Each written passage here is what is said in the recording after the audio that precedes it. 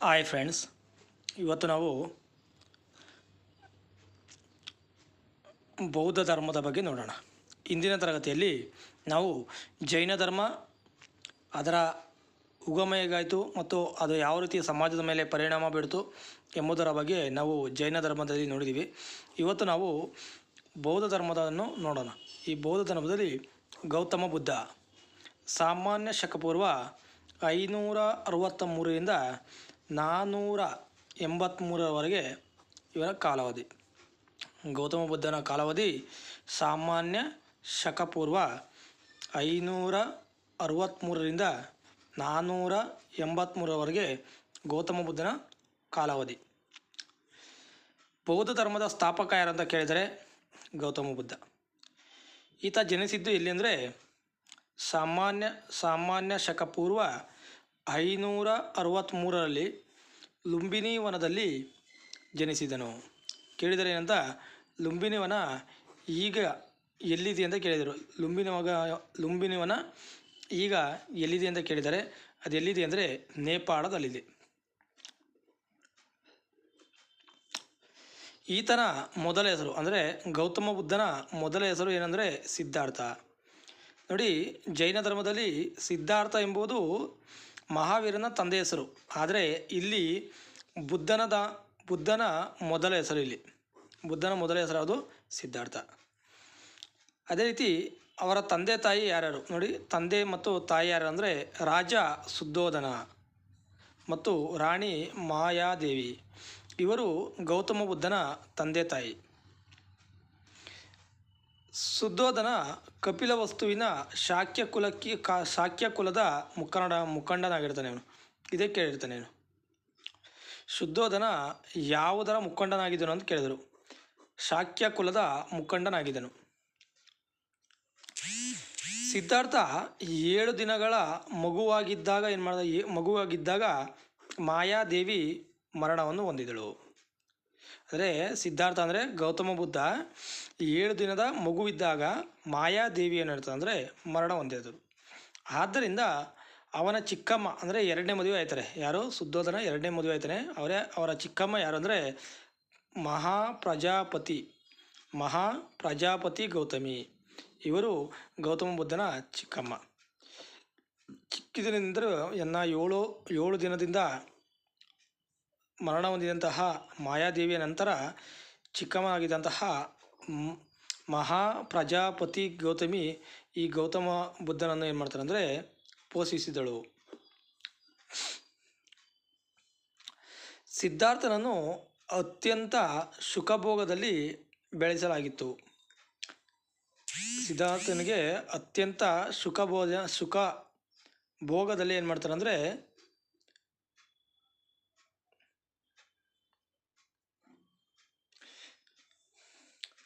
ಸುಖಭೋಗದಲ್ಲಿ ಅಂದರೆ ಸುಖವಾದ ಜೀವನದಲ್ಲಿ ಏನು ಮಾಡ್ತಾನೆ ಅಂದರೆ ಬೆಳೆಸ್ತಾರೆ ಅವನು. ಇವನು ಅಂದರೆ ಸಿದ್ಧಾರ್ಥನು 16ನೇ ವಯಸ್ಸಿಗೆ ಬಂದಾಗ ಯಶೋಧರ ಎಂಬುವರ ಜೊತೆ ವಿವಾಹ ಆಯ್ತಾರೆ. ಇಲ್ಲಿ ನಮಗೆ ಜೈನ ಧರ್ಮದಲ್ಲಿ ಯಶೋಧ ಅಷ್ಟೇ ಇದ್ದಿದ್ದು, ಇಲ್ಲಿ ಯಶೋಧರಗಳೊಂದಿಗೆ ವಿವಾಹ ಆಯ್ತಾನೆ ಅವನು. ಓಕೆ, ಕನ್ಫ್ಯೂಸ್ ಮಾಡಿಕೊಡಿ. ಇದ್ರು ಕೇಳಿದರು ಯಾರಂದರೆ ಗೌತಮ ಬುದ್ಧನ ಹೆಂಡತಿ ಹೆಸರೇನಂತ ಕೇಳಿದರು. ಅದೇ ರೀತಿ ಅವರಿಗೆ ಜನಿಸಿದಂತಹ ಗಂಡು ಮಗು, ಆ ಗಂಡು ಮಗು ಯಾವುದು ಅಂದರೆ ರಾಹುಲ. ಅದೇ ಜೈನ ಧರ್ಮದಲ್ಲಿ ಪ್ರಿಯದರ್ಶಿನಿ ಎಂಬ ಹೆಣ್ಣು ಮಗು ಜನಿಸಿರ್ತಾರೆ ಅವರಿಗೆ.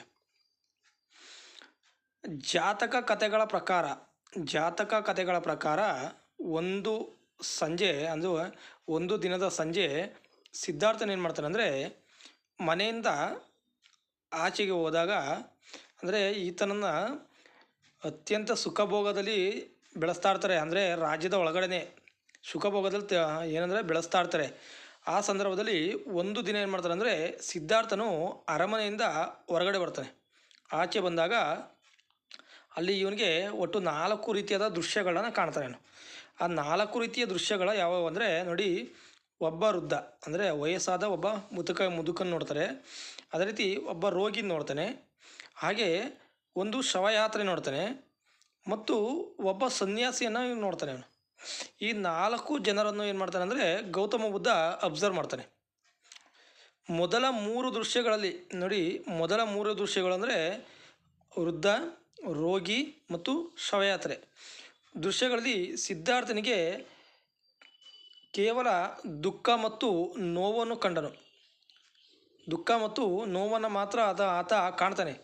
ಅದೇ 4ನೇ ದೃಶ್ಯದಲ್ಲಿ ಸಂತೋಷವನ್ನು, ಅಂದರೆ ಪ್ರಾಪಂಚಿಕ ಜೀವನ ತ್ಯಜಿಸಿ ಒಬ್ಬ ಸನ್ಯಾಸಿಯನ್ನು ಏನು ಮಾಡ್ತಾನೆ ಅಂದರೆ ನೋಡ್ತಾನೆ. ಇಲ್ಲಿ ಮೊದಲ 3 ದೃಶ್ಯಗಳಲ್ಲಿ ಈತನು ನೋವು ಮತ್ತು ದುಃಖವನ್ನು ಕಂಡರೆ, 4ನೇ ದೃಶ್ಯದಲ್ಲಿ ಸಂತೋಷವನ್ನು, ಅಂದರೆ ಪ್ರಾಪಂಚಿಕ ಜೀವನವನ್ನು ತ್ಯಜಿಸಿ ಒಬ್ಬ ಸನ್ಯಾಸಿಯನ್ನು ಏನು ಮಾಡ್ತಾನೆ ಅಂದರೆ ಈ ಗೌತಮ ಬುದ್ಧ ಏನು ಮಾಡ್ತಾನೆ ಅಂದರೆ ನೋಡ್ತಾನೆ.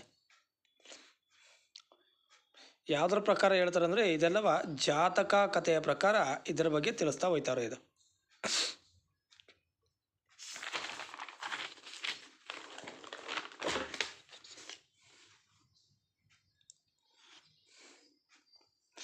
ನೋಡಿ, ಗೌತಮ ಬುದ್ಧನಿಗೆ ಈ 4 ದೃಶ್ಯಗಳು ಸಿದ್ಧಾರ್ಥನ ಮೇಲೆ, ಅಂದರೆ ಗೌತಮ ಬುದ್ಧನ ಮೇಲೆ ಗಾಢವಾದಂತಹ ಪರಿಣಾಮ ಬೀಳ್ತದೆ. ಇಲ್ಲಿ ನೋಡಿ, ಸಿದ್ಧಾರ್ಥನ ಮೇಲೆ ಗಾಢವಾದ ಪರಿಣಾಮ ಬೀಳ್ತದೆ.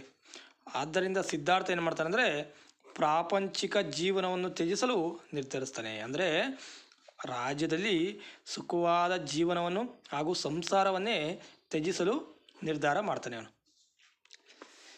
ಇವನು ದುಃಖಕ್ಕೆ ಮೂಲ ಕಾರಣ ಕಂಡುಹಿಡಿಯಲು ಹೆಂಡತಿಯನ್ನು, ತಂದೆ ತಾಯಿಯರು ಮತ್ತು ರಾಜ್ಯವನ್ನು ತ್ಯಾಗ ಮಾಡಿದರು. ಅಂದರೆ ದುಃಖಕ್ಕೆ ಏನಪ್ಪ ಕಾರಣ ಎಂಬುದರ ಬಗ್ಗೆ ತಿಳಿಯಲು. ಆದರೆ ಜೈನ ಧರ್ಮದಲ್ಲಿ ಸತ್ಯಾನ್ವೇಷಣೆ ಬಗ್ಗೆ ತಿಳಿಯಲು ಹೋಗ್ತೇನೆ ಅವನು. ಇಲ್ಲಿ ಏನು ಮಾಡ್ತಾನೆ ಅಂದರೆ ದುಃಖಕ್ಕೆ ಮೂಲ ಕಾರಣ ಕಂಡುಹಿಡಿಯಲು ತನ್ನ ಹೆಂಡತಿ ಮತ್ತು ಮಗುವನ್ನು ಹಾಗೂ ತಂದೆ ತಾಯಿಯರು ಮತ್ತು ರಾಜ್ಯವನ್ನು ಏನು ಮಾಡ್ತಾನೆ ಅಂದರೆ ತ್ಯಾಗ ಮಾಡ್ತಾನೆ ಅವನು. ಅದಕ್ಕೆ ಈ ಘಟನೆಯನ್ನು ಏನಂತ ಕರೀತಾರೆ ಅಂದರೆ ಮಹಾಪರಿತ್ಯಾಗ ಅಂತ ಕರೀತಾರೆ. ತ್ಯಾಗ ಮಾಡಿಬಿಡ್ತಾನೆ, ತನ್ನ ಸರ್ವಸ್ವವನ್ನೇ ಈ ದುಃಖಕ್ಕೆ ಮೂಲ ಕಾರಣಕ್ಕಾಗಿ ತನ್ನ ಸರ್ವಸ್ವವನ್ನೇ ಬಿಡ್ತಾನೆ. ಇಲ್ಲಿ ಕೇಳಿದರೆ ಮಹಾಪರಿತ್ಯಾಗ ಎಂದರೇನು? ಮಹಾಪರಿತ್ಯಾಗ ಎಂದರೆ ಸಿದ್ಧಾರ್ಥನು ದುಃಖಕ್ಕೆ ಮೂಲ ಕಾರಣವನ್ನು ಕಂಡುಹಿಡಿಯಲು ತನ್ನ ಸಂಸಾರವನ್ನು, ತಂದೆ ತಾಯಿಯರನ್ನು ಹಾಗೂ ರಾಜ್ಯವನ್ನೇ ತ್ಯಾಗ ಮಾಡಿದನು.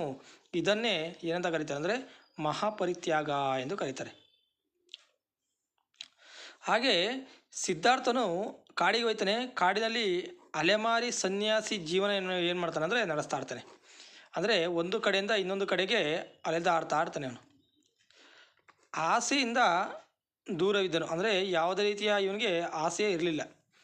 ಕೇವಲ ತಪಸ್ಸಿನಿಂದ ಜ್ಞಾನೋದಯ ಸಾಧ್ಯವಿಲ್ಲವೆಂದು ಈತನು ಅರಿತುಕೋತಾನೆ.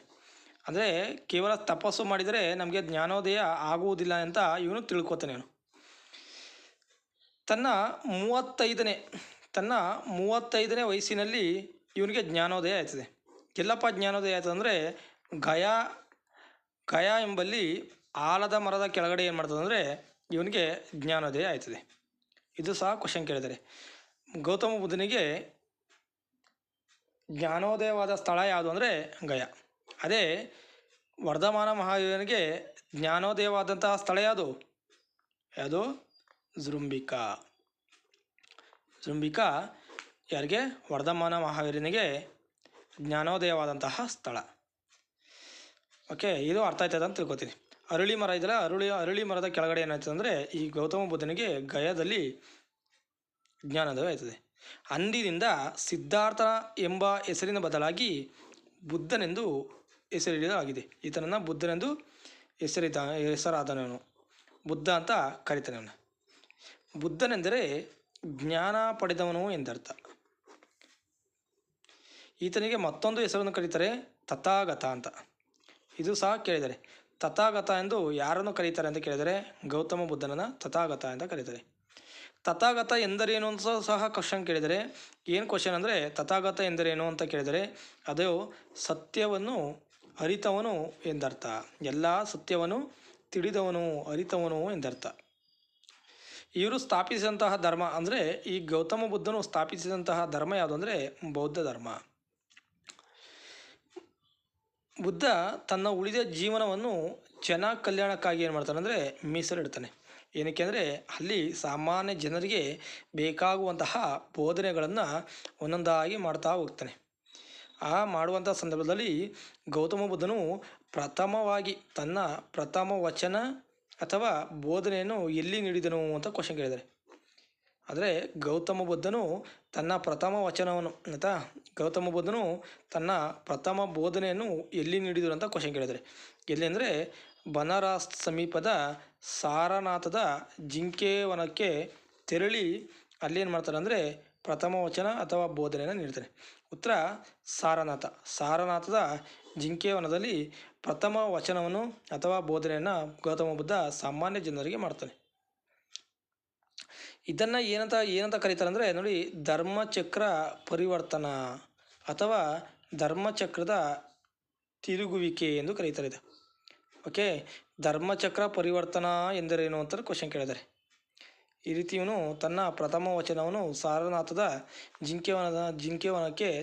ಜಿಂಕೆವನದಲ್ಲಿ ಪ್ರಥಮ ವಚನವನ್ನು ಮತ್ತು ಬೋಧನೆಯನ್ನು ಬೋಧಿಸಿದ್ದಕ್ಕೆ ಇದನ್ನು ಧರ್ಮಚಕ್ರ ಪ್ರವರ್ತನ ಅಥವಾ ಧರ್ಮಚಕ್ರದ ತಿರುಗುವಿಕೆ ಅಂತ ಕರೀತಾರೆ. ಅದಕ್ಕಾಗಿ ಇದನ್ನ ಏನಂತ ಇಟ್ಟಿದ್ದಾರೆ ಅಂದರೆ ನೋಡಿ, ಬೌದ್ಧ ಧರ್ಮದ ಚಿಹ್ನೆಯಾಗಿದೆ. ಯಾವುದು? ಈ ಧರ್ಮಚಕ್ರ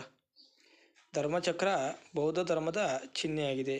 ವೆರಿ ಇಂಪಾರ್ಟೆಂಟು. ಏನೇನು ಹೇಳ್ತಿದ್ದೀನಿ ಟಾಪಿಕ್ಕು ಪ್ರತಿಯೊಂದು ಇಂಪಾರ್ಟೆಂಟು, ಎಲ್ಲದರ ಮೇಲೆ ಕ್ವಶನ್ ಆಗಿದೆ. ಗೌತಮ ಬುದ್ಧ ತನ್ನ 45 ವರ್ಷಗಳ ಕಾಲ ಗೌತಮ ಬುದ್ಧ ತನ್ನ ಸಿದ್ಧಾಂತವನ್ನು ಬೋಧಿಸುತ್ತಾ ಸಂಚರಿಸಿದನು. ಅಂದರೆ ಒಂದು ಕಡೆಯಿಂದ ಮತ್ತೊಂದು ಕಡೆಗೆ ಸಾಮಾನ್ಯ ಜನರಿಗೆ ತನ್ನ ಬೋಧನೆಯನ್ನು ತಿಳಿಸುತ್ತಾ ಏನು ಮಾಡ್ತಾರೆ ಅಂದರೆ ಹೊರಡ್ತಾರೆ. ಪ್ರತಿಯೊಂದು ಲೈನು ಇಂಪಾರ್ಟೆಂಟು, ನೋಡ್ಕೊಳ್ಳಿ. ಆತನ ವ್ಯಕ್ತಿತ್ವ ಮತ್ತು ಸರಳತೆ ಜನರನ್ನು ಬೌದ್ಧ ಧರ್ಮದತ್ತ ಸೆಳೆಯಿತು. ಅಂದರೆ ಅವನ ಸತ್ಯ ಹಾಗೂ ಅಹಿಂಸೆ ಮಾರ್ಗ ಹಾಗೂ ಆತನ ವ್ಯಕ್ತಿತ್ವ ಮತ್ತು ಸರಳ ಜನರಿಗೂ ಸಹ ಬೌದ್ಧ ಧರ್ಮದ ಬಗ್ಗೆ ಅರಿವನ್ನು ಮೂಡಿಸ್ತಾ ಹೋಗ್ತಾ ಇರ್ತಾನೆ. ಹಾಗಾಗಿ ಎಲ್ಲರಿಗೂ ಬುದ್ಧನನ್ನು ಕಂಡರೆ ಇಷ್ಟವಾಗಿರುತ್ತದೆ. ಬುದ್ಧನು ತನ್ನ 80ನೇ ವಯಸ್ಸಿನಲ್ಲಿ ಉತ್ತರ ಪ್ರದೇಶದ ಕುಶಿನಗರದಲ್ಲಿ ಏನು ಮಾಡ್ತಾನೆ ಅಂದರೆ ಮರಣ ಹೊಂದ್ತಾನೆ. ಅದನ್ನೇನಂತ ಕರೀತಾರೆ ಅಂದರೆ ಪರಿನಿರ್ವಾಣ ಅಂತ ಕರೀತಾರೆ. ಪರಿನಿರ್ವಾಣ ಎಂದರೆ ಏನು ಅಂತ ಕೇಳಿದ್ದಾರೆ ಆಲ್ರೆಡಿ. ಪರಿನಿರ್ವಾಣ ಅಂದರೆ ಏನಂದರೆ ಕುಶಿನಗರದಲ್ಲಿ ಗೌತಮ ಬುದ್ಧನು ಮರಣವನ್ನು ಹೊಂದಿದನು. ಅದನ್ನೇನಂತ ಕರೀತಾರೆ ಅಂದರೆ ಪರಿನಿರ್ವಾಣ ಅಂತ ಕರೀತಾರೆ. ಗೌತಮ ಬುದ್ಧನ ಮರಣಕ್ಕೆ ಪರಿನಿರ್ವಾಣ ಅಂತ ಕರೀತಾರೆ. ನೋಡಿ, ಬುದ್ಧನಿಗೆ ಇನ್ನೊಂದು ಹೆಸರಿದೆ, ಏಷ್ಯಾದ ಬೆಳಕು ಅಂತ ಕರೀತಾರೆ. ಏಷ್ಯಾದ ಬೆಳಕು ಅಂತ ಕರೆದಾಗ ಈ ಪದವನ್ನು ಯಾರು ಕೊಟ್ಟಿದ್ದಾರೆ ಅಂತಲೂ ಸಹ ಕ್ವಶನ್ ಆಗ್ಬಿಟ್ಟಿದ್ದು. ಯಾರಂದರೆ ಎಡ್ವಿನ್ ಅರ್ನಾಲ್ಡ್ ಅವರು ಬುದ್ಧನನ್ನು ಏಷ್ಯಾದ ಬೆಳಕು ಎಂದು ಕರೆದಿದ್ದಾರೆ. ಓಕೆ, ಒಂದು ಆಸಕ್ತಿಕರ ವಿಷಯವೇನೆಂದರೆ ಬುದ್ಧನ ಜನನ, ಜ್ಞಾನೋದಯ, ಮರಣ ಇವೆಲ್ಲವೂ ಒಂದು ಸಮಯದಲ್ಲಿ ನಡೀತದೆ. ಅದೇ ಅಂದರೆ ಪೂರ್ಣಿಮೆಯಂದೇ ಸಂಭವಿಸ್ತದೆ. ಆತ ಜನಿಸಿದ್ದು, ಜ್ಞಾನೋದಯವಾಗಿದ್ದು, ಮರಣ ಹೊಂದಿದ್ದು ಎಲ್ಲವೂ ಸಹ ಪೂರ್ಣಿಮೆಯ ದಿನದಂದೇ ನಡೆಯುತ್ತದೆ. ಇವರು ಜನ್ಮದಿನವು ಬುದ್ಧ ಪೂರ್ಣಿಮೆ ಎಂದೇ ಪ್ರಸಿದ್ಧಿಯಾಗಿದೆ. ಗೌತಮ ಬುದ್ಧನ ಜನ್ಮದಿನ ಅಂದರೆ ಹುಟ್ಟಿದಂಥದ್ದು ಬುದ್ಧ ಪೂರ್ಣಿಮೆ ಎಂದೇ ಪ್ರಸಿದ್ಧಿಯಾಗಿದೆ. ನೋಡಿ, ಬುದ್ಧನ ಬೋಧನೆಗಳು ಯಾವುವು? ಇದು ಸಹ ಕ್ವಶನ್ ಕೇಳಿದರೆ ನೀಟಾಗಿ ನೋಡೋಣ. ಈಗ ಬುದ್ಧನು ತನ್ನ ಅನುಯಾಯಿಗಳಿಗೆ 4 ಮೂಲ ತತ್ವಗಳನ್ನು ಬೋಧಿಸಿದನು. ಅಂದರೆ ತನ್ನ ಅನುಯಾಯಿಗಳಿಗೆ 4 ಮೂಲ ತತ್ವಗಳನ್ನು ಬೋಧಿಸಿದನು. ಏನು ನಮಗೆ ಜೈನ ಧರ್ಮದಲ್ಲಿ ಏನು ನೋಡ್ತೀವೋ ಅದೇ ಇರ್ತದೆ. ಆದರೆ ಇದರಲ್ಲಿ ಅಪರಿಗ್ರಹ ಅನ್ನೋದು ಇರೋದಿಲ್ಲ. ಆಯಿತಾ? ನೋಡಿ, ಏನಂದರೆ ಒಂದು ಸತ್ಯ, ಇದು ಜೈನ ಧರ್ಮದಲ್ಲಿ ಇತ್ತು, ಬೌದ್ಧ ಧರ್ಮದ ಅದೇ. ಅಹಿಂಸೆನೂ ಐತೆ, ಆಸ್ತಿನೂ ಐತೆ. ಆದರೆ ಅಪರಿಗ್ರಹ ಅನ್ನೋದಿಲ್ಲ. ಇಲ್ಲಿ ಏನಂದರೆ ಬ್ರಹ್ಮಚರ್ಯ ಅಂದರೆ ಪಾವಿತ್ರತೆ ಅನ್ನೋದು ಇಲ್ಲಿ ಕಂಡುಬರುತ್ತದೆ. ಅಲ್ಲಿ ಅಪರಿಗ್ರಹ ಎಂಬುದನ್ನು ನಾವು ನೋಡಿದ್ದೀವಿ. ಇಲ್ಲಿ ಅಪರಿಗ್ರಹ ಇರೋದಿಲ್ಲ. ಜೈನ ಧರ್ಮ ನೋಡ್ದೋ ಇಲ್ಲಿ ಅಪರಿಗ್ರಹನ ನೋಡೋದಿಲ್ಲ. ಓಕೆ, ಸತ್ಯ, ಅಹಿಂಸೆ, ಆಸ್ತೆಯ ಅಂದರೆ ಕಳ್ಳತನ ಮಾಡದಿರುವುದು, ಅದೇ ರೀತಿ ಬ್ರಹ್ಮಚರ್ಯ, ಈ ರೀತಿಯಾದಂತಹ ಬೋಧನೆಗಳನ್ನು ಗೌತಮ ಬುದ್ಧನು ತನ್ನ ಅನುಯಾಯಿಗಳಿಗೆ ಮಾಡ್ತಾಯಿದ್ರು. ಅದಲ್ಲದೆ ಈ 4 ರೀತಿಯಾದಂತಹ ಆರ್ಯ ಸತ್ಯಗಳನ್ನು ಸಹ ಈತ ಬೋಧನೆ ಮಾಡ್ತಾಯಿದ್ರು. ನೋಡಿ, ವೆರಿ ಇಂಪಾರ್ಟೆಂಟು. ಬುದ್ಧನ 4 ಆರ್ಯ ಸತ್ಯಗಳು ಯಾವುವು ಅಂತ ಕ್ವಶನ್ ಕೇಳಿದ್ದಾರೆ. ಇವೆಲ್ಲ ಸ್ಟೇಟ್ಮೆಂಟ್ ವೈಸ್ ಕ್ವಶನ್ ಕೇಳ್ಬೋದು. ಓಕೆ, ಏನಂದರೆ ಪ್ರಾಪಂಚಿಕ ಜೀವನವು ದುಃಖಮಯವಾಗಿದೆ ಅಂತ ಕೇಳಿದರೆ, ಪ್ರಾಪಂಚಿಕ ಜೀವನವು ದುಃಖಮಯವಾಗಿದೆ. ಆಸೆಯೇ ದುಃಖಕ್ಕೆ ಮೂಲ ಕಾರಣ. ಆಸೆಯೇ ದುಃಖಕ್ಕೆ ಮೂಲ ಕಾರಣ. ಆಸೆಯನ್ನು ನಿಗ್ರಹಿಸುವುದರಿಂದ ಪುನರ್ಜನ್ಮವನ್ನು ಕೊನೆಗಾಣಿಸಬಹುದು. ಆಸೆಯನ್ನು ನಿಗ್ರಹಿಸುವುದರಿಂದ ಪುನರ್ಜನ್ಮವನ್ನು ಕೊನೆಗಾಣಿಸಬಹುದು. ಆಸೆಯನ್ನು ಕೊನೆಗಾಣಿಸಲು ಅಷ್ಟಾಂಗ ಮಾರ್ಗವನ್ನು ಅನುಸರಿಸಬೇಕು. ಕೇಳಿದರೆ ಗೌತಮ ಬುದ್ಧನ ಈ ಕೆಳಕಂಡ ಅಷ್ಟಾಂಗ ಮಾರ್ಗಗಳು ಯಾವುವು ಅಂತ ಕ್ವಶನ್ ಕೇಳಿದರೆ ನೀವು. ಓಕೆ, ಹೇಳ್ತೀನಿ. 8 ಅಷ್ಟಾಂಗ ಮಾರ್ಗಗಳ ಬಗ್ಗೆ ಹೇಳಿದ್ದೀನಿ. ಈ 4 ರೀತಿಯ ಆರ್ಯ ಸತ್ಯಗಳನ್ನು ಗೌತಮ ಬುದ್ಧ ಹೇಳ್ತಾರೆ. ಅಂದರೆ ಆಸೆಯನ್ನು ನಿಗ್ರಹಿಸಬೇಕು, ಇದ್ರ ಮೇಲೆ ಜಾಸ್ತಿ ಇವನು ಆಸಕ್ತಿಯನ್ನು ಕೊಡೋದು ಇವರು. ನಂತರ ನೋಡಿ, ನಮಗೆ ಅಷ್ಟಾಂಗ ಮಾರ್ಗಗಳು, ಗೌತಮ ಬುದ್ಧನ ಅಷ್ಟಾಂಗ ಮಾರ್ಗಗಳ ಬಗ್ಗೆ ನೋಡೋಣ ಈಗ. ನೋಡಿ, ಅಷ್ಟಾಂಗ ಮಾರ್ಗಗಳೆಂದರೇನು ಅಂದರೆ ನೋಡಿ, ಗೌತಮ ಬುದ್ಧ 8 ರೀತಿಯಾದಂತಹ ಅಷ್ಟಾಂಗ ಮಾರ್ಗಗಳನ್ನು ಗೌತಮ ಬುದ್ಧ ತಿಳಿಸಿಕೊಟ್ಟಿದ್ದಾರೆ. ಅದರಲ್ಲಿ ಒಂದು ನೋಡಿ, ಒಳ್ಳೆಯ ನಂಬಿಕೆ ಇರಬೇಕು, ಒಳ್ಳೆಯ ಆಲೋಚನೆ ಇರಬೇಕು, ಒಳ್ಳೆಯ ಮಾತು ಇರಬೇಕು, ಒಳ್ಳೆಯ ನಡತೆ ಇರಬೇಕು, ಒಳ್ಳೆಯ ಪ್ರಯತ್ನ ಇರಬೇಕು, ಒಳ್ಳೆಯ ಒಳ್ಳೆಯ ಧ್ಯಾನ ಇರಬೇಕು, ಒಳ್ಳೆಯ ಜೀವನೋಪಾಯ ಇರಬೇಕು, ಹಾಗೂ ಒಳ್ಳೆಯ ಮನಸ್ಥಿತಿ ಇರಬೇಕು. ಈ 8ನ್ನು ನಿಗ್ರಹಿಸಿದವನೇ ಮಾತ್ರ ಮೋಕ್ಷ ಸಿಗುತ್ತದೆ. ಅಂದರೆ ಅಷ್ಟಾಂಗ ಮಾರ್ಗದಲ್ಲಿ ಈ 8ನ್ನು ಏನು ಮಾಡ್ತಾರೆ ಅಂದರೆ ಪಡ್ಕೊಂಡಿರಬೇಕು. ಅಂಥವನೇ ಮಾತ್ರ ಜ್ಞಾನಿಯಾಗಲು ಸಾಧ್ಯ ಅಂತ ಹೇಳ್ತಾ ಇರ್ತಾರೆ. ಅದೇ ರೀತಿ ನೋಡಿ, ಬೌದ್ಧ ಧರ್ಮದ ಪ್ರಸಾರ ಅಂದರೆ ಎಲ್ಲೆಲ್ಲಿ ಪ್ರಸಾರ ಆಗುತ್ತಪ್ಪ ಬೌದ್ಧ ಧರ್ಮ ಅಂತ. ಈ ಧರ್ಮವು ಭಾರತದ ಉದ್ದಗಲಕ್ಕೂ ಏನು ಮಾಡ್ತದೆ ಅಂದರೆ ಪ್ರಸಾರ ಆಗುತ್ತೆ. ಎಲ್ಲೆಲ್ಲಿ ಅಂತ ಹೇಳ್ತೀವಿ ನೋಡಿ. ಇದು ಭಾರತದ ಗಡಿಯಾದಂತಹ ಚೀನಾ, ಟಿಬೆಟ್, ಮಯನ್ಮಾರು, ಸಿಲೋನು, ಮಧ್ಯ ಏಷ್ಯಾ ಹಾಗೂ ಆಗ್ನೇಯ ಏಷ್ಯಾಗಳಲ್ಲೂ ಸಹ ಈ ಬೌದ್ಧ ಧರ್ಮದ ಬಗ್ಗೆ ಪ್ರಚಾರವನ್ನು ಮಾಡಲಾಗಿದೆ. ಏನಕ್ಕಪ್ಪ ಈ ಪ್ರಸಾರ ಮಾಡಬೇಕು, ಇದಕ್ಕೆ ಏನಕ್ಕೆ ಕಾರಣ ಅಂದರೆ ಕೇಳ್ತಾರೆ. ಅಂದರೆ ಬೌದ್ಧ ಧರ್ಮದ ಪ್ರಸಾರಕ್ಕೆ ಕಾರಣ ಏನಂತ ಕೇಳ್ತಾರೆ. ಅಂದರೆ ಸರಳ ಬೋಧನೆಗಳು, ವೆರಿ ಇಂಪಾರ್ಟೆಂಟು. ಈ ಬೌದ್ಧ ಧರ್ಮದಲ್ಲಿ ಜನಸಾಮಾನ್ಯರಿಗೂ ಸಹ ಅರ್ಥವಾಗುವಂತಹ ರೀತಿಯಲ್ಲಿ ಜನರ ಸ್ಥಿತಿಗತಿಗಳ ಬಗ್ಗೆ ಮತ್ತು ಅವರ ದುಃಖಕ್ಕೆ ಪರಿಹಾರವನ್ನು ಈ ಬೌದ್ಧ ಧರ್ಮದಲ್ಲಿ ಹೇಳಲಾಗಿರುತ್ತದೆ. ಹಾಗಾಗಿ ಸರಳ ಬೋಧನೆಗಳು. ಹಾಗೆ ದೇಶೀಯ ಭಾಷೆ ನೋಡಿ, ಬುದ್ಧನು ಸಾಮಾನ್ಯ ಜನರ ಭಾಷೆಗಳಾದಂತಹ ಪಾಳಿ ಮತ್ತು ಪ್ರಾಕೃತ ಭಾಷೆಯಲ್ಲಿ ಬೋಧಿಸಿದ್ರಿಂದ ಜನರಿಗೆ ಸುಲಭವಾಗಿ ಅರ್ಥವಾಗುತ್ತಿತ್ತು. ಅಂದರೆ ಪಾಳಿ ಮತ್ತು ಪ್ರಾಕೃತಿಕ ಭಾಷೆ ಇವೆರಡು ಇಂಪಾರ್ಟೆಂಟು. ಯಾವುದಂದರೆ ಬುದ್ಧನು ಯಾವ ಭಾಷೆಯಲ್ಲಿ ತನ್ನ ಬೋಧನೆಯನ್ನು ಬೋಧಿಸುತ್ತಿದ್ದನು ಅಂದರೆ ಪಾಳಿ ಮತ್ತು ಪ್ರಾಕೃತಿಕ ಭಾಷೆಯಲ್ಲಿ ಬೋಧಿಸುತ್ತಿದ್ದನು. ನೋಡಿ, ಸಮಾನತೆಯ ತತ್ವಗಳು ಮತ್ತು ಜಾತಿ ಪದ್ಧತಿಯ ಏನಂದರೆ ಸಮಾನತೆಯ ತತ್ವಗಳು ಇವು ಇಲ್ಲಿ ಏನಂದರೆ ಜಾತಿ ಪದ್ಧತಿಯನ್ನು ವಿರೋಧಿಸಿದನು ಬುದ್ಧನು. ಹಾಗೂ ಸಾಮಾಜಿಕ ಹಾಗೂ ಲಿಂಗ ಸಮಾನತೆಯನ್ನು ಏನು ಮಾಡ್ತಾನೆ ಅಂದರೆ ಬೋಧನೆ ಮಾಡ್ತಾನೆ. ಇಲ್ಲಿ ಅಂದರೆ ಸಮಾನತೆ, ಎಲ್ಲರೂ ಸಮಾನರು ಎಂಬುದರ ಬಗ್ಗೆ ಬೋಧನೆ ಮಾಡ್ತಾನೆ. ಜಾತಿ ಧರ್ಮಗಳನ್ನು ವಿರೋಧ ಮಾಡ್ತಾನೆ ಅವನು. ಅದೇ ರೀತಿ ಸಾಮಾಜಿಕ ಮತ್ತು ಲಿಂಗ ಸಮಾನತೆಯನ್ನು ಏನು ಮಾಡ್ತಾನೆ ಅಂದರೆ ಬೋಧನೆ ಮಾಡ್ತಾ ಇರ್ತಾನೆ. ಹಾಗೆ ಬುದ್ಧನು ವ್ಯಕ್ತಿತ್ವ, ನೀತಿಕತೆ, ಪ್ರೀತಿ, ಕರುಣೆ, ಸಹಾನುಭೂತಿ ಈ ಧರ್ಮವನ್ನು ಜನಪ್ರಿಯಗೊಳಿಸಲು ಸಹಾಯವಾಯಿತು. ಅಂದರೆ ಸರಳ ವ್ಯಕ್ತಿತ್ವ ಬುದ್ಧನದು, ಅದೇ ರೀತಿ ನೀತಿಕತೆ ಇತ್ತು, ಪ್ರೀತಿ ಇತ್ತು, ಅವರಲ್ಲಿ ಕರುಣೆ ಇತ್ತು, ಸಹಾನುಭೂತಿ ಇತ್ತು. ಈ ಎಲ್ಲ ವಿಷಯಗಳಿಂದ ಬೌದ್ಧ ಧರ್ಮವು ಅತಿ ಹೆಚ್ಚಾಗಿ ಜನಪ್ರಿಯಗೊಂಡಿತು.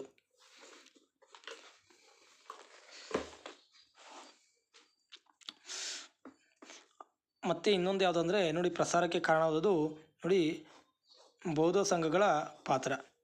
ನೋಡಿ, ಬೌದ್ಧ ಸನ್ಯಾಸಿಗಳು ಮತ್ತು ಸನ್ಯಾಸಿನಿಯರು, ಮಹಿಳೆಯರು ಇರ್ತಾರೆ, ದೂರ ದೇಶಗಳಿಗೆ ಪ್ರಯಾಣ ಮಾಡಿ ಬುದ್ಧನ ಸಂದೇಶಗಳನ್ನು ಏನು ಮಾಡ್ತಾರೆ ಅಂದರೆ ಯಶಸ್ವಿಯಾಗಿ ಹರಡುವಿಕೆಯಲ್ಲಿ ಯಶಸ್ವಿ ಆಗ್ತಾರೆ. ಇವರು ಬೇರೆ ಬೇರೆ ದೇಶಗಳಿಗೆ ಅಂದರೆ ಚೀನಾ ಇರ್ಬೋದು, ನೇಪಾಳ ಇರ್ಬೋದು, ಮಧ್ಯ ಏಷ್ಯಾ ಇರ್ಬೋದು, ಆಗ್ನೇಯ ಏಷ್ಯಾಗಳಿಗೆ ಈ ರೀತಿಯಾದಂತಹ ಸನ್ಯಾಸಿಗಳು, ಅವರ ಅನುಯಾಯಿಗಳು ಹೋಗಿ ಈ ಬೌದ್ಧ ಧರ್ಮದ ಬಗ್ಗೆ ಸಂದೇಶವನ್ನು ನೀಡ್ತಾ ಇರ್ತಾರೆ. ಅದೇ ರೀತಿ ಸಂಘಗಳು ಅಂದರೆ ಬೌದ್ಧ ಧರ್ಮದ ಬೋಧನೆಯ ಕೇಂದ್ರಗಳಾಗಿದ್ದವು. ಓಕೆ, ಸಂಘಗಳು ಬೌದ್ಧ ಧರ್ಮದ ಬೋಧನೆಯ ಕೇಂದ್ರಗಳಾಗಿದ್ದವು. ನೋಡಿ ನೆಕ್ಸ್ಟು ರಾಜಾಶ್ರಯ.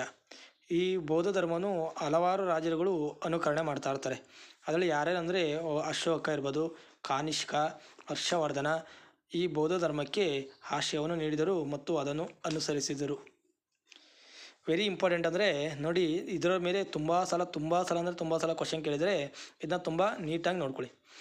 ಬೌದ್ಧ ಧರ್ಮದ ಸಮ್ಮೇಳನಗಳು ಅಥವಾ ಸಂಗೀತಗಳು ಅಂತ ಕರೀತಾರೆ. ಇದು ಬೌದ್ಧ ಧರ್ಮದ ಸಂಗೀತಗಳು ಅಥವಾ ಸಮ್ಮೇಳನಗಳು. ನೋಡಿ, ಬೌದ್ಧ ಧರ್ಮದಲ್ಲಿ ಒಟ್ಟು 4 ರೀತಿಯಾದಂತಹ ಸಮ್ಮೇಳನಗಳು ನಡೀತವೆ. ಆ 4 ರೀತಿಯ ಸಮ್ಮೇಳನಗಳನ್ನು ನಾವು ಈಗ ಡಿಸ್ಕಷನ್ ಮಾಡೋಣ. ಯಾವುದಂದರೆ 1ನೇ ಬೌದ್ಧ ಸಮ್ಮೇಳನ. ಇದರ ಆಶ್ರಯ ಯಾರ ಆಶ್ರಯದಲ್ಲಿ ಬೆಳೀತಾರೆ ಅಂದರೆ ನೋಡಿ,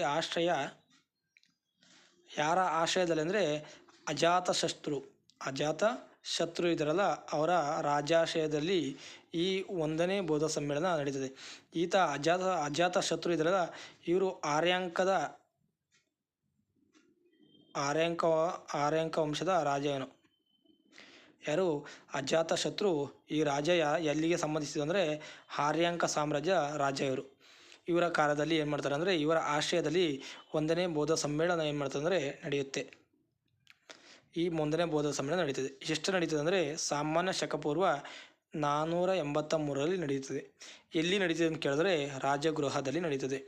ಇದರ ಈ ಬೌದ್ಧ ಧರ್ಮದಲ್ಲಿ ಈ 1ನೇ ಬೌದ್ಧ ಸಮ್ಮೇಳನದಲ್ಲಿ ಏನು ಹೇಳಿದ್ರು ಅಂದರೆ ಇದು ಬುದ್ಧನ ಹೇಳಿಕೆಗಳನ್ನು ಏನು ಮಾಡ್ತದೆ ಅಂದರೆ ಸಂಗ್ರಹ ಮಾಡ್ತದೆ. ಪ್ಲಸ್ಸು ಇದು ಏನು ಮಾಡ್ತದೆ ಅಂದರೆ ನೋಡಿ, ವಿನಯ ಪೀಠಕ ಮತ್ತು ಸುತ್ತ ಪೀಠಕಗಳು ಸೃಷ್ಟಿಯಾಗ್ತವೆ. ಇಲ್ಲಿ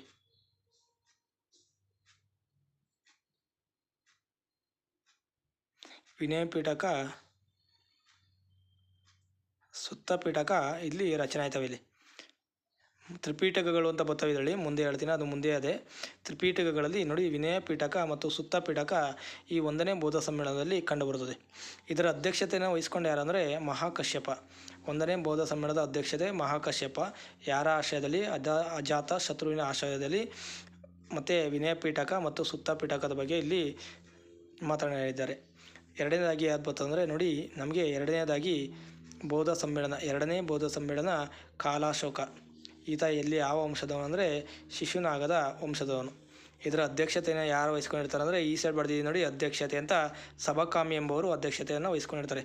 ಈತನ ಕಾಲಾಶೋಕನ ಆಶ್ರಯದಲ್ಲಿ ನಡೀತಾ ಇರ್ತದೆ. ಸಾಮಾನ್ಯ ಶಕಪೂರ್ವ 383ರಲ್ಲಿ ಇದು 2ನೇ ಬೌದ್ಧ ಸಮ್ಮೇಳನ ನಡೀತದೆ. ಎಲ್ಲಿ ವೈಶಾಲಿಯಲ್ಲಿ ನಡೀತದೆ. ಇದು ಬೌದ್ಧ ಸನ್ಯಾಸಿಗಳ ನಡುವಿನ ಭಿನ್ನಾಭಿಪ್ರಾಯಗಳು ಅಂದರೆ ಬುದ್ಧ ಮರಣದ ನಂತರ ಬೌದ್ಧ ಧರ್ಮದಲ್ಲಿ ಭಿನ್ನಾಭಿಪ್ರಾಯಗಳು ಬರುತ್ತದೆ. ಅದನ್ನು ತೊಡೆದು ಹಾಕಲು ಈ 2ನೇ ಬೌದ್ಧ ಸಮ್ಮೇಳನವನ್ನು ರಚನೆ ಮಾಡ್ತಾರೆ. ಹಾಗೆ ನಾವು 3ನೇ ಬೌದ್ಧ ಸಮ್ಮೇಳನದ ಬಗ್ಗೆ ನೋಡೋಣ.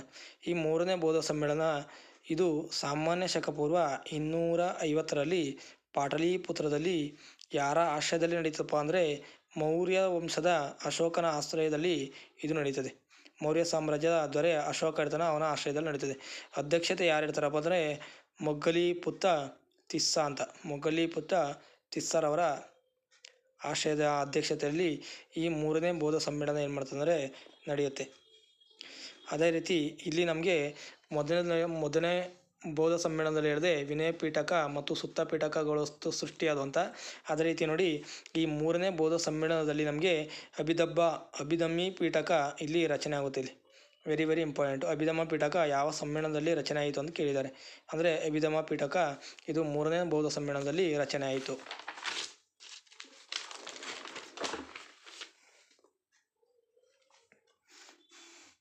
ಅದೇ ರೀತಿ 4ನೇ ಬೌದ್ಧ ಸಮ್ಮೇಳನಗಳು ಅಥವಾ ಸಂಗೀತಗಳು ಇದರ ಯಾರ ಆಶ್ರಯದಲ್ಲಿ ನಡೀತಪ್ಪ ಅಂದರೆ ಕಾನಿಷ್ಕನ ಆಶ್ರಯದಲ್ಲಿ ನಡೀತದೆ. ಈತನು ಕುಶಾಣರ ರಾಜ ಹೇಳಿದ್ದೇನೆ ಆಲ್ರೆಡಿ. ಇದು ಎಲ್ಲಿ ನಡೀತಪ್ಪ ಅಂದರೆ ಕುಂಡಲ ಗ್ರಾಮದಲ್ಲಿ ನಡೀತದೆ, ಈಗಿನ ಕಾಶ್ಮೀರದಲ್ಲಿದೆ. ಇದು ಎಷ್ಟರಂದರೆ ಸಾಮಾನ್ಯ ಶಕವರ್ಷ 102ರಲ್ಲಿ ಜರುಗುತ್ತದೆ. ಇದು ಬೌದ್ಧ ಸನ್ಯಾಸಿಗಳ ನಡುವಿನ ಇದು 2ರಲ್ಲಿ ಏನು ಬರ್ತಾರಪ್ಪ, ಇದು 2ನೇ ಬೌದ್ಧ ಸಮ್ಮೇಳನ ಏನು ಬರ್ತದಲ್ಲ, ಈ 2ನೇ ಬೌದ್ಧ ಸಮ್ಮೇಳನ ಮುಂದುವರಿದ ಭಾಗ ಇದು. ಅಂದರೆ ಬೌದ್ಧ ಸನ್ಯಾಸಿಗಳ ನಡುವಿನ ಭಿನ್ನಾಭಿಪ್ರಾಯವನ್ನು ತೊಡೆದು ಹಾಕಲು ಇದು ಪ್ರಯತ್ನಿಸಿತು. ಆದರೆ ಬೌದ್ಧ ಧರ್ಮವೇ ಏನಾಗುತ್ತೆ ಅಂದರೆ 2 ಭಾಗಗಳಾಗಿ ಪಂಗಡಗಳಾಗಿ ವಿಭಜನೆ ಹೊಂದ್ತವೆ. ಅವು ಯಾವುವು ಅಂತ ಕೇಳ್ತಾರೆ. ಅವು ಅಂದರೆ ಹೀನಯಾನ ಮತ್ತು ಮಹಾಯಾನ ಅಂತ. ಹೀನಯಾನ ಮತ್ತು ಮಹಾಯಾನ ಅಂತ. ನೋಡಿ, ಈ ಮಹಾಯಾನವನ್ನು ಅನುಸರಿಸ್ತವ್ರು ಯಾರು ಅಂದರೆ ಕಾನಿಷ್ಕ ಮಹಾಯಾನವನ್ನು ಅನುಸರಿಸ್ತಾರೆ. ಓಕೆ, ನೋಡಿ, ಈ 4ನೇ ಬೌದ್ಧ ಸಮ್ಮೇಳನದ ಅಧ್ಯಕ್ಷತೆಯನ್ನು ವಹಿಸಿದವರು ಯಾರಂದರೆ ವಸುಮಿತ್ರ. ಉಪಾಧ್ಯಕ್ಷತೆ ಯಾರಂದರೆ ಅಶ್ವಘೋಷ. ಓಕೆ, ಈ ಅಶ್ವಘೋಷ ಈ ಉಪಾಧ್ಯಕ್ಷರಾಗಿ ಇದನ್ನು ವಹಿಸ್ಕೋತಾರೆ. ಅದೇ ರೀತಿ ಇಲ್ಲಿ ಸಾಹಿತ್ಯಗಳು ಸಹ ಕಂಡುಬರ್ತವೆ. ಬೌದ್ಧ ಧರ್ಮ ಬುದ್ಧನ ಬೋಧನೆಗಳನ್ನು ತ್ರಿಪೀಠಕ, ವೆರಿ ವೆರಿ ಇಂಪಾರ್ಟೆಂಟ್ ಇದು. ನೋಡಿ, ತ್ರಿಪೀಠಕಗಳಲ್ಲಿ 3 ಬಟ್ಟೆ ಸಂಗ್ರಹಿಸಲಾಗಿದೆ, ಅಂದರೆ 3 ರೀತಿಯಾಗಿ ಸಂಗ್ರಹಿಸಲಾಗಿದೆ. ತ್ರಿಪೀಠಕಗಳು ಅಂತ ಕೇಳ್ತಾರೆ. ಓಕೆ, ಇದು ತ್ರಿಪೀಠಕಗಳ ಬಗ್ಗೆ ಇಲ್ಲಿ ತಿಳಿಸ್ತಾ ಹೋಗ್ತಾರೆ. ಓಕೆ, ತ್ರಿಪೀಠಗಳ ಬಗ್ಗೆ ತಿಳಿಸ್ತಾರೆ. ತ್ರಿಪೀಠಕಗಳು ಇಲ್ಲಿರ್ತವೆ, ಆದರೆ ತ್ರಿರತ್ನಗಳು ಜೈನ ಧರ್ಮದಲ್ಲಿರ್ತವೆ. ಕೇಳಿರೋದು ಹೆಂಗೆ, ತ್ರಿರತ್ನ ಯಾವ ಧರ್ಮಕ್ಕೆ ಸಂಬಂಧಿಸಿದ್ದು ಅಂತ. ತ್ರಿರತ್ನಗಳು ಯಾವ ಧರ್ಮಕ್ಕೆ? ಜೈನ ಧರ್ಮಕ್ಕೆ. ತ್ರಿಪೀಠಕಗಳು ಯಾವ ಧರ್ಮಕ್ಕೆ ಸಂಬಂಧಿಸಿದೆ? ಬೌದ್ಧ ಧರ್ಮಕ್ಕೆ ಸಂಬಂಧಿಸಿದೆ. ಯಾವುದೈತಪ್ಪ ಅಂದರೆ ನೋಡಿ, ವಿನಯ ಪೀಠಕ ಅಂತ ಒಂದು, ಸುತ್ತ ಪೀಠಕ, ಅಭಿಧಮ್ಮ ಪೀಠಕ. ಇವೆರಡೂ ಸಹ ನಮಗೆ ಎಷ್ಟಳಿ ಅಂದರೆ 1ನೇ ಬೌದ್ಧ ಸಮ್ಮೇಳನದಲ್ಲಿ ಕಂಡುಬರ್ತವೆ. ಓಕೆ, 1ನೇ ಬೌದ್ಧ ಸಮ್ಮೇಳನದಲ್ಲಿ ಕಂಡುಬರುತ್ತದೆ. ಅಭಿಧಮ್ಮ ಪೀಠಕ ಇದು ನಮಗೆ 3ನೇ ಬೌದ್ಧ ಸಮ್ಮೇಳನದಲ್ಲಿ ಕಂಡುಬರುತ್ತದೆ. ಕೊಡುಗೆಗಳೇನು? ಕೊಡುಗೆಗಳು. ಬೌದ್ಧ ಧರ್ಮವು ಕಲೆ ಮತ್ತು ವಾಸ್ತುಶಿಲ್ಪ ಬೆಳವಣಿಗೆಯು ಕೊಡುಗೆಯನ್ನು ನೀಡಿದ್ದಾರೆ. ಇವರು ಯಾವ್ಯಾವಪ್ಪ ಕೊಡುಗೆ ಅಂದರೆ ನೋಡಿ, ಇವರ ಬುದ್ಧನ ಅನುಯಾಯಿಗಳು ವಿವಿಧ ಸ್ಥಳಗಳಲ್ಲಿ ಸ್ತೂಪಗಳು, ವಿಹಾರಗಳು ಮತ್ತು ಚೈತ್ಯಗಳನ್ನು ನಿರ್ಮಿಸಲಾಗಿದೆ. ಕೇಳ್ತಾರೆ, ಸ್ತೂಪಗಳು ಅಂದರೂ ಅಷ್ಟೇ, ವಿಹಾರಗಳು ಇವೆಲ್ಲ ಸಹ ಬೌದ್ಧ ಧರ್ಮದಲ್ಲಿ ಮಾತ್ರ ಬರೋದು, ಇನ್ಯಾವುದರಲ್ಲೂ ಬರಲ್ಲ. ನೋಡಿ, ಅಮರಾವತಿ, ನಾಗಾರ್ಜುನಕೊಂಡ ಮತ್ತು ಅಜಂತಗಳಲ್ಲಿ ಬುದ್ಧನ ವಿಗ್ರಹಗಳಿವೆ. ಇಲ್ಲಿ ಬುದ್ಧನ ವಿಗ್ರಹಗಳನ್ನು ಏನು ಮಾಡ್ತಾರೆ ಅಂದರೆ, ಬುದ್ಧನ ಐಡಲ್ಗಳನ್ನು ಇಲ್ಲಿ ಏನು ಮಾಡ್ತಾರೆ ಅಂದರೆ ನಿರ್ಮಾಣ ಮಾಡಿರ್ತಾರೆ. ನೋಡಿ, ಸಾಂಚಿ ಸ್ತೂಪ, ಮಧ್ಯಪ್ರದೇಶ ಶಾಂತಿ ಸ್ತೂಪ, ಅತಿ ದೊಡ್ಡದಾದಂತಹ ಅಶೋಕನ ಶಾಂತಿ ಸ್ತೂಪದ ಬಗ್ಗೆ ನಿಮ್ಗೆ ಹೇಳಿದ್ದೀನಿ ನಾನು. ಶಾಂತಿ ಸ್ತೂಪ ಇದು ಬೌದ್ಧ ಧರ್ಮಕ್ಕೆ, ಬುದ್ಧನಿಗೆ ಸಂಬಂಧಿಸಿದ್ದು ಅಂತ. ಅದೇ ರೀತಿ ಅಮರಾವತಿ, ನಾಗಾರ್ಜುನಕೊಂಡ ಮುಂತಾದ ಕಡೆಗಳಲ್ಲಿ ಸ್ತೂಪಗಳನ್ನು ಪ್ರಸಿದ್ಧವಾಗಿವೆ. ಇಲ್ಲಿ ಸ್ತೂಪಗಳೇನಾಗಿದೆ ಅಂದರೆ ಪ್ರಸಿದ್ಧವಾಗಿದೆ. ಇಲ್ಲಿ ವೆರಿ ವೆರಿ ಇಂಪಾರ್ಟೆಂಟು, ಅದಕ್ಕೆ ನಿಧಾನಕ್ಕೆ ಕೇಳ್ಕೊಳ್ತಾ ಇದ್ದೀನಿ. ಹಾಗೆ ನಮಗೆ ವಿಹಾರಗಳು ಹಾಗೂ ಚೈತ್ಯಗಳನ್ನು ಎಲ್ಲೆಲ್ಲಿ ನೋಡ್ಬೋದು ಅಂದರೆ, ವಿಹಾರಗಳು ಮತ್ತು ಚೈತ್ಯಗಳನ್ನು ಯಾವ ಪ್ರದೇಶದಲ್ಲಿ ನೋಡ್ಬೋದು ಅಂದರೆ ಕನ್ಹೇರಿ, ಕಾರ್ಲೆ ಹಾಗೂ ನಾಸಿಕ್ನಲ್ಲಿ ಈ ವಿಹಾರ ಮತ್ತು ಚೈತ್ಯಗಳನ್ನು ನೋಡಬಹುದು. ಅಂದರೆ ಗಾಂಧಾರ ಕಲೆಯು ಈ ಬೌದ್ಧ ಧರ್ಮದಿಂದ ಮುಂದುವರೆದಂತೆ ಬೆಳೆಯಿತು ಅಂತ ಹೇಳ್ಬೋದು. ವಿಹಾರ ಮತ್ತು ಚೈತ್ಯ ಕಲ್ಹೇರಿ, ಅದು ಕೆನ್ನಿಹೇರಿ ಹಾಗೂ ಕಾರ್ಲೆ ಮತ್ತು ನಾಸಿಕ್ಗಳಲ್ಲಿ ಇದು ವಿಹಾರ ಮತ್ತು ಚೈತ್ಯಗಳನ್ನು ಕಾಣಬಹುದು, ಅಂದರೆ ನಿರ್ಮಾಣ ಮಾಡಿದ್ದಾರೆ.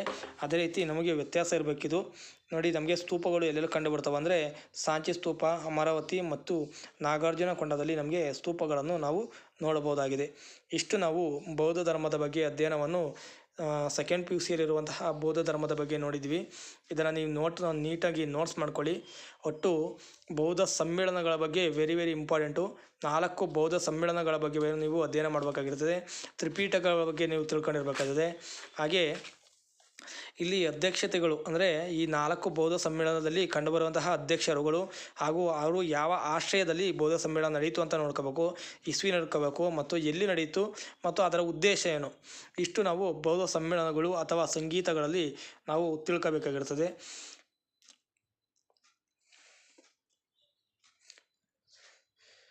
ಪ್ರಸಾರಕ್ಕೆ ಕಾರಣಗಳೇನು, ಇದ್ರ ಬಗ್ಗೆ ನಾವು ನೋಡಬೇಕಾಗಿದೆ. ಎಲ್ಲ ಸ್ಟೇಟ್ಮೆಂಟ್ ಕ್ವಶನ್ಗಳು. ಅದೇ ರೀತಿ ನೀವು ಅಷ್ಟಾಂಗ ಮಾರ್ಗಗಳು ವೆರಿ ಇಂಪಾರ್ಟೆಂಟ್. ಇದು ಬೌದ್ಧ ಧರ್ಮದಲ್ಲಿ ಅಷ್ಟಾಂಗ ಮಾರ್ಗಗಳು ವೆರಿ ಇಂಪಾರ್ಟೆಂಟು. 8 ಮಾರ್ಗಗಳನ್ನು ಗೌತಮ ಬುದ್ಧನು ಪ್ರಸಾರ ಮಾಡ್ತಾನೆ. ಓಕೆ, ಅದೇ ರೀತಿ ನಮಗೆ 4 ರೀತಿಯಾದಂಥ ಆರ್ಯ ಸತ್ಯಗಳ ಬಗ್ಗೆ ನಾವು ನೋಡಬೇಕಾಗಿರ್ತದೆ. ನೀಟಾಗಿ ನೋಟ್ಸ್ ಮಾಡ್ಕೊಳ್ಳಿದು ಆರ್ಯ ಸತ್ಯಗಳು. ಅದೇ ರೀತಿ ಇವನು ಬೋಧಿಸಿದಂತಹ 4 ಮೂಲ ತತ್ವಗಳ ಬಗ್ಗೆ ನೋಡಬೇಕು. ಯಾವುದೂ ಸಹ ಕನ್ಫ್ಯೂಸ್ ಮಾಡ್ಕೋಬೇಡಿ.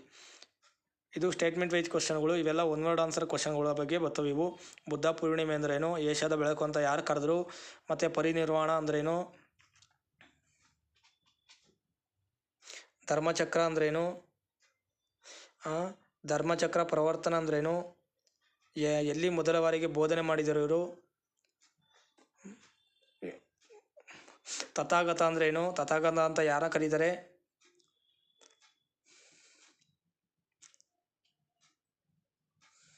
ಬುದ್ಧನಿಗೆ ಎಲ್ಲಿ ಜ್ಞಾನೋದಯವಾಯಿತು ಅದನ್ನೇ ಕೇಳಿದರೆ, ಮಹಾಪರಿತ್ಯಾಗ ಎಂದರೇನು,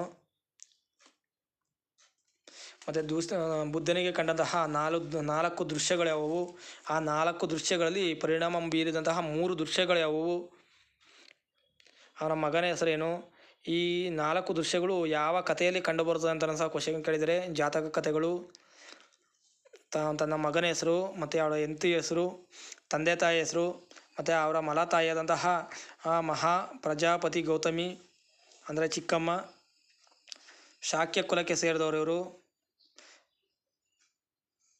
ಅವನ ಹಳೆಯ ಹೆಸರು ಹಾಗೂ ಅವನ ಜನ್ಮಸ್ಥಳ ಮತ್ತು ಬೌದ್ಧ ಧರ್ಮದ ಸ್ಥಾಪಕ. ಇಷ್ಟು ನಾವು ಬೌದ್ಧ ಧರ್ಮದ ಬಗ್ಗೆ ಅಧ್ಯಯನ ಮಾಡಿದ್ವಿ. ನೀಟಾಗಿ ನೋಟ್ಸ್ ಮಾಡ್ಕೊಳ್ಳಿ, ವೆರಿ ವೆರಿ ಇಂಪಾರ್ಟೆಂಟ್ ಇದೆ. ಸೆಕೆಂಡ್ PUC ಯಲ್ಲಿರುವಂತಹ ಬೌದ್ಧ ಧರ್ಮದ ಬಗ್ಗೆ ಇಷ್ಟು ಅಧ್ಯಯನ ಮಾಡಿದ್ವಿ. ಮುಂದಿನ ತರಗತಿಯಲ್ಲಿ ನಾವು 8ನೇ ತರಗತಿಯಲ್ಲಿರುವಂತಹ ಬೌದ್ಧ ಧರ್ಮದ ಬಗ್ಗೆಯೂ ಸಹ ಅಧ್ಯಯನ ಮಾಡೋಣ. ಆಲ್ಮೋಸ್ಟ್ ಇಲ್ಲೇ ಎಲ್ಲ ಕಂಪ್ಲೀಟ್ ಆಗಿದೆ, ಇನ್ನೂ ಎಕ್ಸ್ಟ್ರಾ ಬೇಕಾದರೆ ಅಲ್ಲಿ ಇರ್ತದೆ, ಅದನ್ನ ನಾನು ನಿಮಗೆ ಹೇಳ್ಕೊಡ್ತೀನಿ. ಓಕೆ, ಧನ್ಯವಾದಗಳು.